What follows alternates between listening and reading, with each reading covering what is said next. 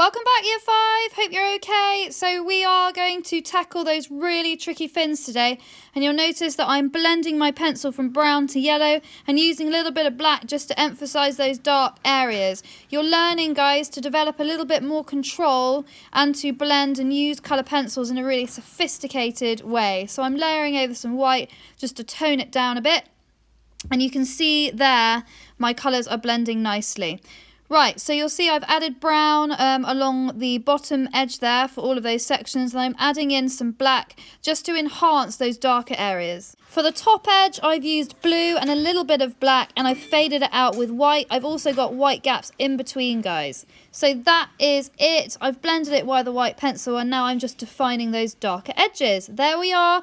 That's the fin. Now onto the background. Now, if you're completely exhausted after doing both fins, you can do the background next week. I don't mind at all. You'll see I've got a very sharp dark blue pencil, and I'm using my shading grip, and I'm going to fill out the background to begin.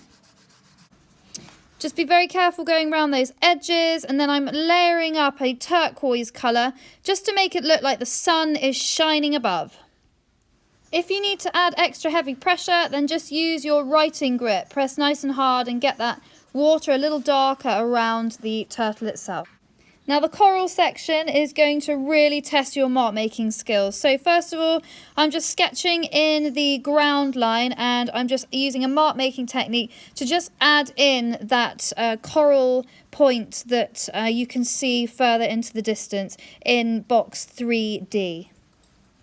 So I also layered a bit of orange and a bit of brown in box D3, and I've shaded in the background of the coral with a blue, and now I'm just adding in those hints of green you can see here and there. I wanted my colours to look natural, and so I'm toning them down using my shading grip and a brown pencil. So looking very, very carefully at the picture you're drawing from, establish where those shadows are, and using a black pencil, start to add those shadows in. So you can see I've added my shadows, and now I'm going to start adding in some of the blue elements.